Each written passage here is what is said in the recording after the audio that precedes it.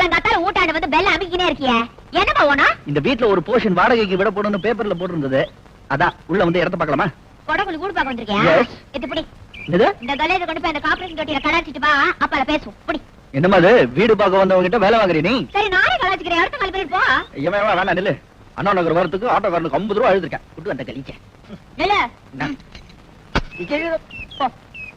வீட்டுக்குள்ள வேற ஏதாவது கேடு கட்ட இருக்கு? இருக்கு. அவங்களையும் துப்பு சொல்லு, மொத்தமா எடுத்து போறேன். இல்ல இது போதும் போ. வீட்ல எல்லாமே நீ தானே? ஐயோ என்ன பண்றாங்க இவங்க வீட்ல? இந்த நாத்தம் நாடுது. இந்த கலிச்ச புடி.